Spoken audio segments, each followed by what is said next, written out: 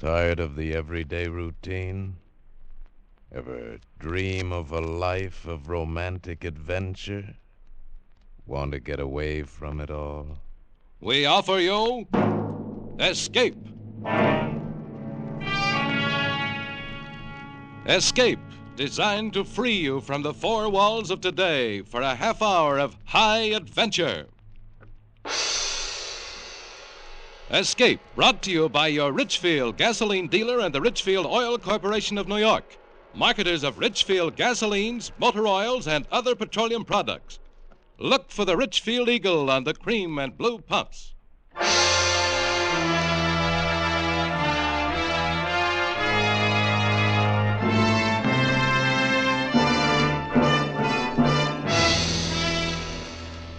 Tonight, we escape to the prairie west of the Platte River and to the Indian fighting U.S. cavalry of the Old West, as James Warner Bella describes it in his exciting tale, Command.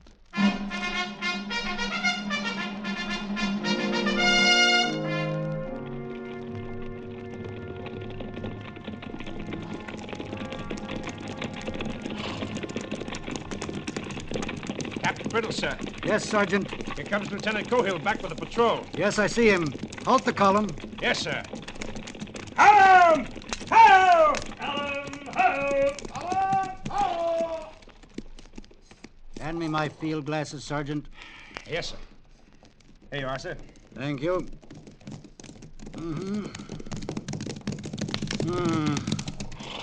Captain Brittles, Well, Mr. Cohill, here's the best body of grass, sir. This slope with the small run below for water. This is the best bivouac for tonight. Mr. Cohill, do you see the rise there to the left behind you across the valley? Yes, sir?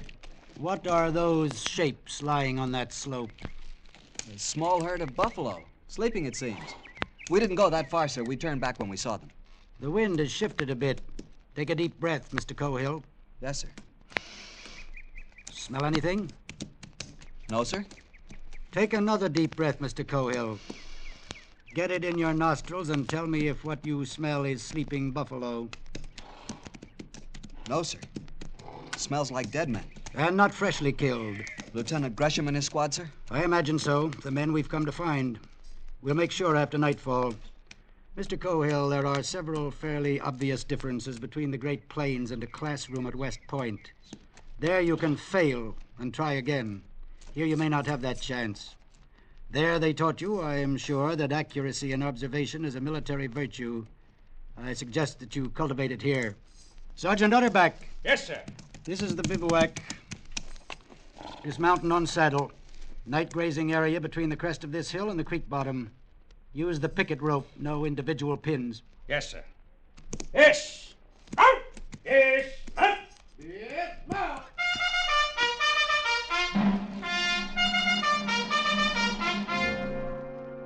Yes, sir, Captain Brittles. No, sir, Captain Brittles. Of all the officers in the United States Cavalry, why did they have to assign me to him? A handbook soldier, over age and grade. A bitter failure of a soldier, marking time out here on the plains until he retires, taking up space in the table of organization, standing in the way of younger and more aggressive and, yes, more capable officers. My father wouldn't be guessing. Father would be over yonder right now to see if those corpses are really Gresham and his men. Father would have made sure instead of losing time making camp. The broken rattle Sergeant Utterback had found at noon showed clearly. Sir, that broken rattle the sergeant found. Yes, Mr. Cohill? What, we crossed the trace of that Sioux war party at noon today? That could have been the trail of a Cheyenne war party, or Comanches or Apaches.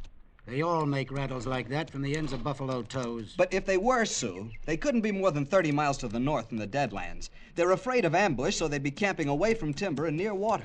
2 hours rest and we can be at the upper reaches of the river by dawn, sir, ahead of them. Mr. Cohill, I have no orders to be anywhere by dawn or any other time. My orders are to find Mr. Gresham's patrol and, having found it, return to Fort Stark and report it. I think I've found him. I'll know as soon as the moon rises and I go over and take a look. Water the mounts in half an hour. Yes, sir. Mr. Cohill! Sir? Reading minds is an uncomfortable habit, but one I have never been able to lose. Yes, sir. Look at the other side of it. Suppose that war party was Cheyenne, which they might be instead of Sioux. They wouldn't be in the Deadlands. Cheyennes would head for timber along the lower Mesa Roja. So would Arapahoes, Kiowas, or Comanches. They'd all bivouac in the open timber. And, Mr. Cohill, they all make rattles out of buffalo toes. Yes, sir. Pass the word to Sergeant Utterback that dinner will be at 6:30, but the bugler will not sound calls. Yes, sir. And, Mr. Cohill, Yes, sir. there is no shortcut to the top of the glory heap. So we'll not run all over the West tonight looking for one.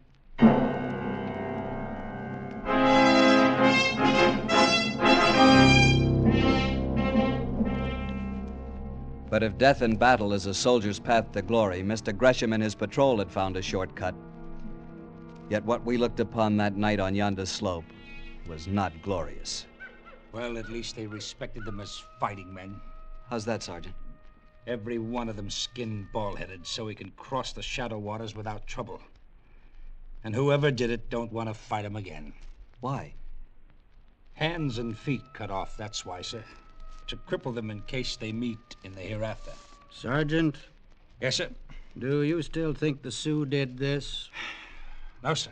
Not now, sir. Why not? Sir, I made the march from Bent's Fort to Santa Fe with Steve Carney, and I know an Apache arrow when I see one, sir. Even 1,000 miles from where they're made. Yes, but that Sioux trail we crossed this morning, that war party could have brushed with an Apache war party and come by Apache arrows that way. No, sir. No, sir, this job is 2 days old, sir. It wasn't that Sioux war party. This is Apache work. How do you figure that? Mostly because the captain knows it's Apache work, too, sir. Lieutenant Cohill, Sir? take the grave detail. Yes, sir. Sergeant, Yes, sir. we shall move the company out at 10 tonight. Yes, sir. We will return to Fort Stark to report this massacre as fast as we can. Yes, sir. So he's showing me.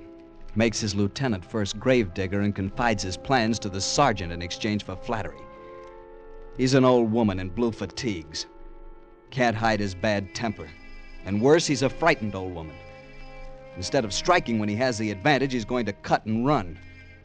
In a stiff action, I'd probably have to shoot him and take over the command.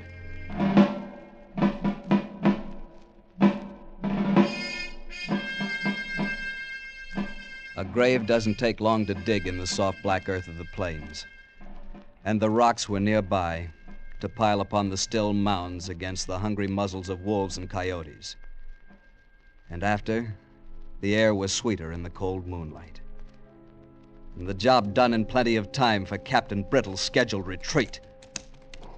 The commander's prepared to mount, sir. Very good, Sergeant. Captain Brittles. Yes, Mr. Cohill. Excuse me, sir, but can't we go after the Indians who did this?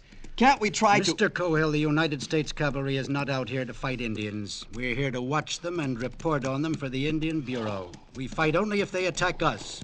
I refer you to the standing orders of the Department of the Platte. They are most explicit on this point. Yes, I know, sir, but Mr. Gresham was attacked. How do you know that? Well, I don't, for sure. Of course you don't. But he's dead, and his command, dead and mutilated, and we ought to... Go to what? Avenge him? Disabuse yourself of classroom valor, Mr. Cohill. Out here, we obey orders. Sergeant! Yes, sir. Pass the word to mount. Yes, sir. Updike. You. Pass the word. Mount. Pass the word. Mount. Pass the word. Mount.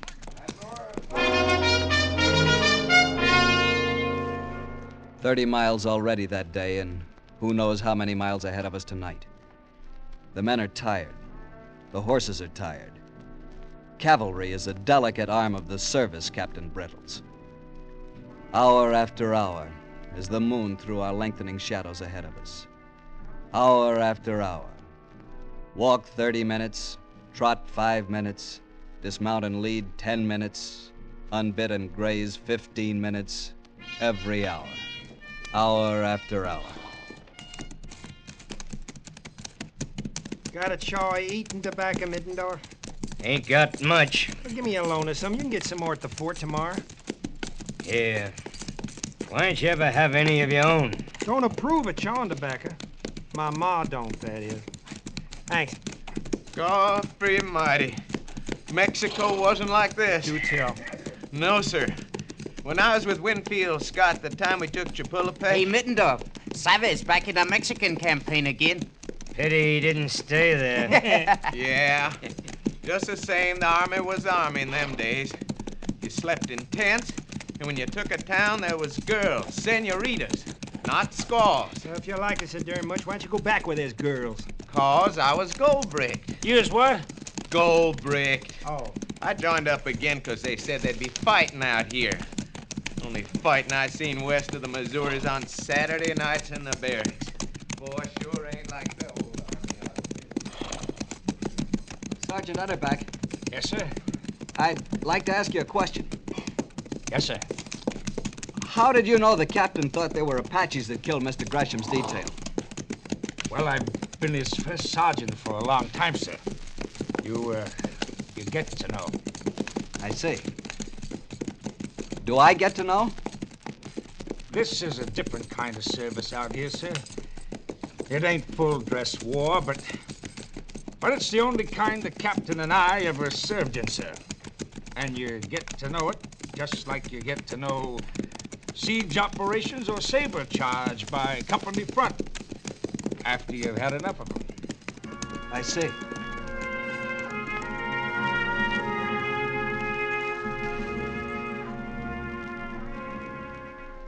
Five hours on the way now. Less than 3 hours till dawn. And we're at the North Fork of the Platte, and a full 25 minutes for watering call. Some of the men lie sleeping where they've dismounted. Others huddled together in the moon shadow of the high bank, quietly That's the way talking. It happened. She left me standing there like a bound boy at a husking. What'd you do then? Wasn't nothing to do except join the army. That little senorita in Mexico City. Time I was with Scott when we took Mexico. Well, she wasn't at all like that. Not at all.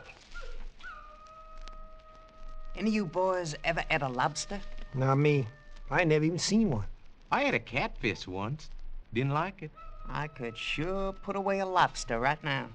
Fresh out of the lobster pot and into the cooking pot. Alive? Sure. That's the only way to cook a lobster.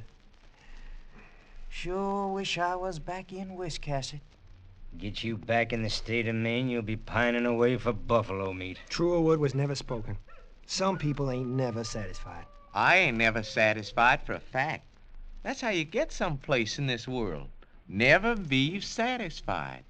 Sure got you a long way, didn't it? Looks like you can plan on getting even further, Saba.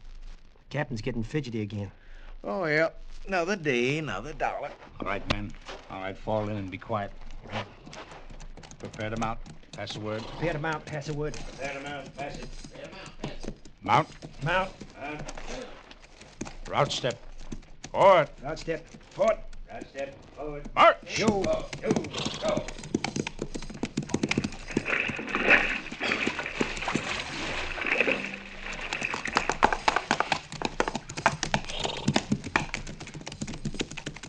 He's heading north. How's that, Sergeant? North, sir. Captain's heading north. You're right, Sergeant. Red Mesa should be to our left. Instead, it's dead ahead. Doesn't make any sense, Sergeant. Yes, sir. My father would have done things differently. In the cold, dying moonlight, I could imagine him. Young Major Cohill riding out of St. Joe to convoy the wagon trains bound west on the Oregon Trail. What a figure he must have been out here in the old days when the Missouri River itself was the jumping-off place. Killer Cohill, as men had called him. But the wide-roaming Arapahoes had another name for him. Blue Devil with eyes in the back of his head. By this time, Father would have cut those Apaches into coyote meat as they lay sleeping around their smoldering campfire. Mr. Cohill. Mr. Cohill, sir. Yes, Sergeant? Were you dozing, sir? No, of course not. I was just thinking. Captain Biddles wants you at the head of the column, sir. Thank you, Sergeant.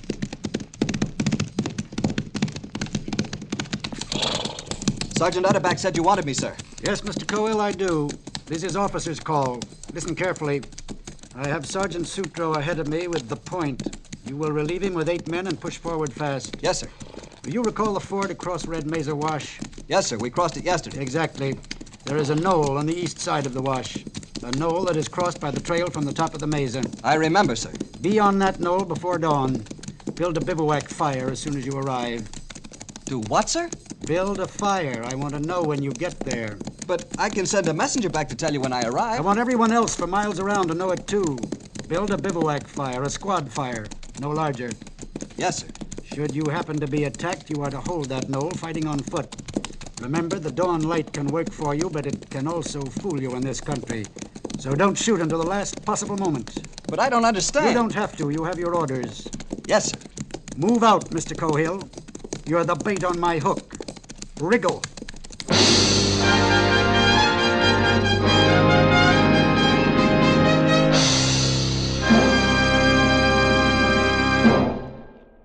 It's new, it's free. Don't miss it. Don't miss this free offer by your Richfield gasoline dealer. It's the new Richfield baseball book. 32 pages jammed with fascinating facts about America's #1 sport. And it's yours for the asking at your Richfield gasoline dealer station. This new Richfield baseball book is the most interesting book of its kind ever published. Listen to this. The Richfield baseball book shows you seating diagrams of leading stadiums. It has a special baseball quiz you can try on your friends.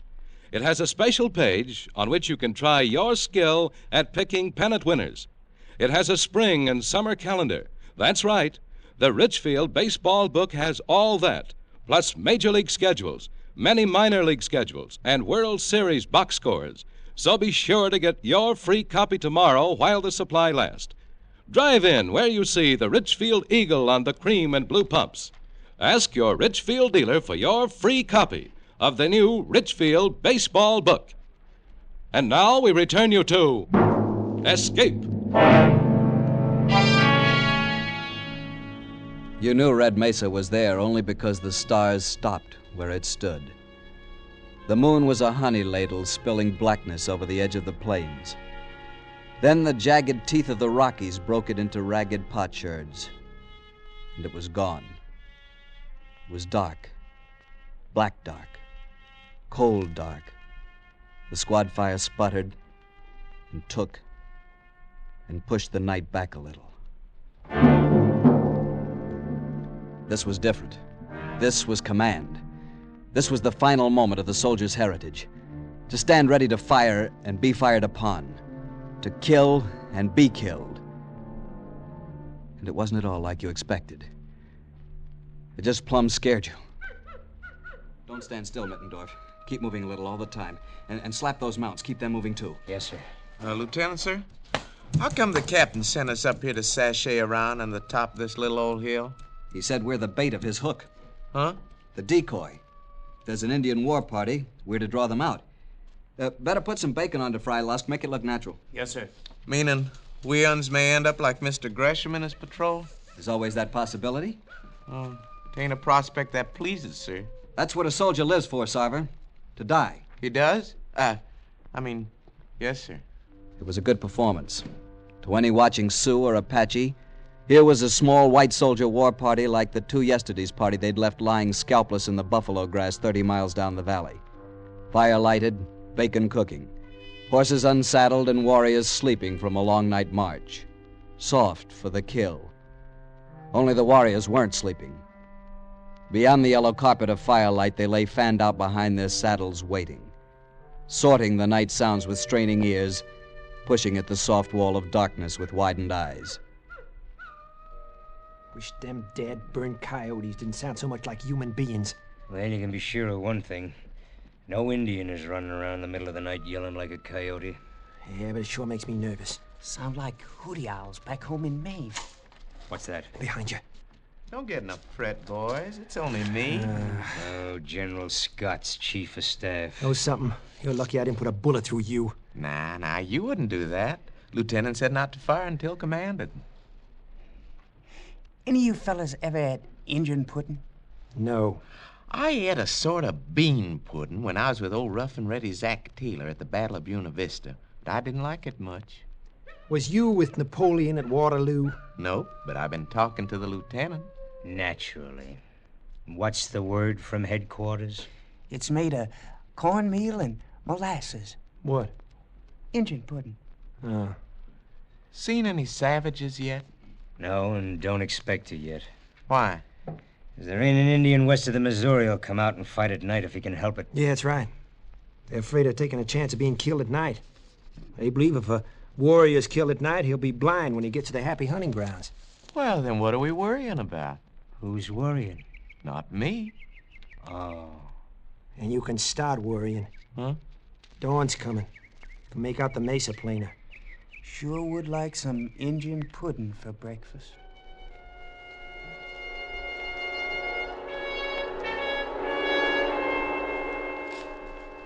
Slowly, the light came. First, you could see the outline of the mesa. Then down below, the silver of the water in the wash. Then the shapes of the men.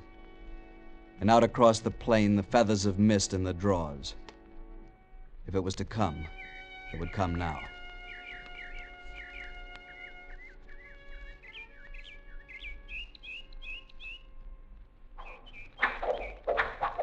Hold your fire, men. Arrows. They're shooting arrows. What you expect? They're Injuns.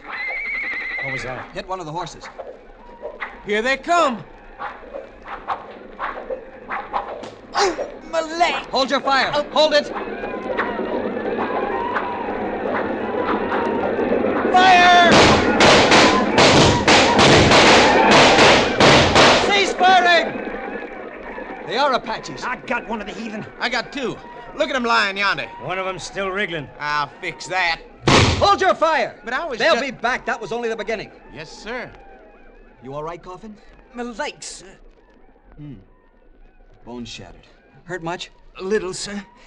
Those arrows are sure wicked. Go right through a man if they don't hit bone. Do tell. No action in the new army, huh, Sava? Well, it ain't exactly like Chapultepec. Here they come again. Hold fire. Light's better this time. Makes no difference. Hold your fire.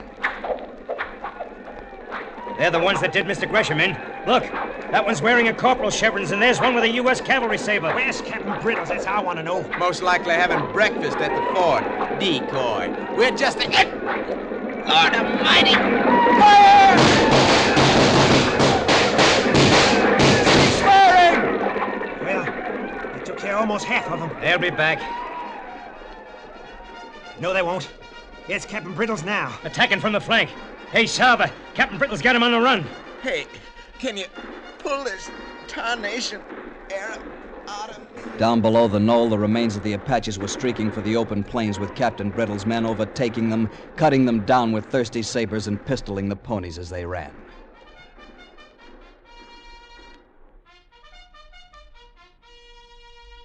And then it was quiet, and not an Indian or his pony was left alive.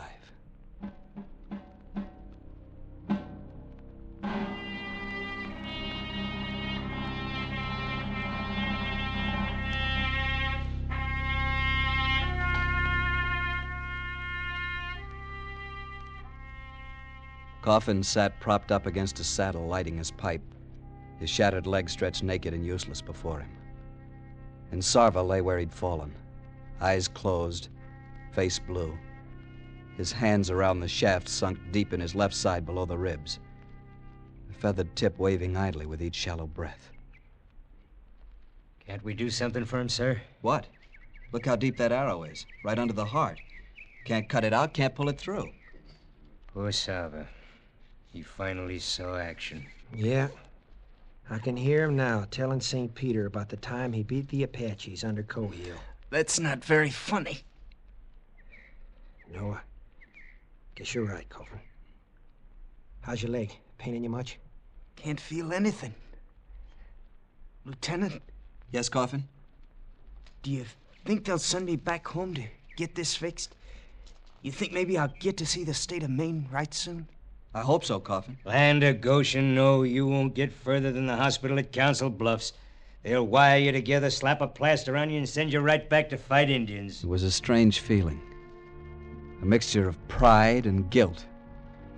Watching a man die whom I'd commanded into action. Looking at the shattered leg of another. And a feeling of helplessness, too. For the moment, we could only sit there and wait. Our horses were dead, or stampeded by the action. We were alone on our little hilltop in the hot red glare of the rising sun. And then the company rode back in triumph, and I was reporting to Captain Brittles. And it seemed like months instead of hours since I'd last looked at his tired gray face. Mr. Cohill, you did that well. You may do in time. Captain, You knew there were Apaches yesterday at sundown. And you knew they were camped on top of the mesa, didn't you, sir? Mr. Cohill, accuracy in observation is a military virtue. Had you pushed forward to that slope yesterday afternoon, you would have found Mr. Gresham, not sleeping buffalo. Had your eyes been sharp, you would have found this between the slope and last night's bivouac. An Apache headband. That's right, and blood-stained. And had you been a plainsman and suspected Apaches, you would have looked at once for smoke at sundown from the highest ground, in this case, Red Mesa. You had me fooled, sir. I even thought... The facts for the record are these. My patrol, temporarily bivouacked at dawn today, came under a sudden enemy attack. Fortunately, it was able to hold until I arrived with the main body. I understand perfectly, sir. I'm familiar with departmental orders which allow defensive actions only and expressly forbid attack. And yet they are in direct violation of cavalry tactics. For cavalry is extremely weak on the defensive and can only defend well by attacking. I believe that is also taught at West Point. And I thought you were avoiding an engagement. Captain, I'm terribly sorry. Mr. Cohill, never apologize. It is a mark of weakness. There is a captain out here who tried it once to escape an inquiry board. He escaped it, but he will die a captain in spite of his apology. The officer who saw to that could have worked with him and made a soldier of him if his humanity had been large enough. Mr. Cohill, I'm going to make a soldier out of you. You may present my respects to General Cohill when next you write your father. Mr. Cohill, take morning stables.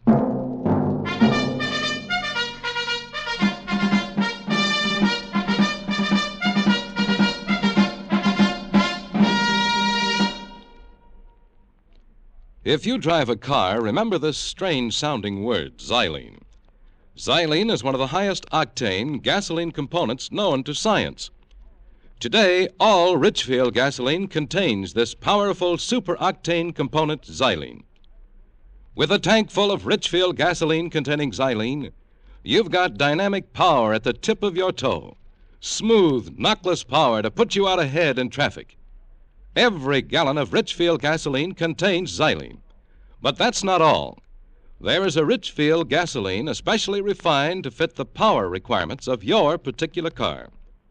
Buy Richfield ethyl. Ethyl at its best for best results in highest compression motors. Buy Richfield high octane at regular price for the average motor. Both of these famous Richfield gasolines contain xylene. Get the best out of your car. Get the most for your money. Get Richfield gasoline with xylene. Look for the Richfield Eagle on the cream and blue pumps. Escape is produced and directed by William N. Robson, and tonight has presented Command by James Warner-Bella. Adapted for radio by Mr. Robson. Featured in the cast were Harry Bartell as Lieutenant Cohill, John Hoyt as Captain Brittles, Wally Mayer as Sergeant Utterback, David Ellis as Updike, Paul Frees as Sarver, Walter Burke as Mittendorf, and Hugh Thomas as Coffin. Special music was arranged and played by Ivan Ditmars. Next week. You're standing in the observation turret of a gigantic rocket ship about to be shocked into space on man's first voyage to Mars. In the heavens above you lie the magnificence of the universe, and also terrible dangers from which there is no escape. Next week at this time, the Richfield Oil Corporation of New York invites you to escape with one of the most unusual of all stories about man's attempt to conquer space, as Ray Bradbury tells it in his exciting tale, Mars is Heaven. Be listening. Goodbye, then, until the same time next week, when once again we offer you Escape. Tom Hanlon speaking. This is CBS, the Columbia Broadcasting System.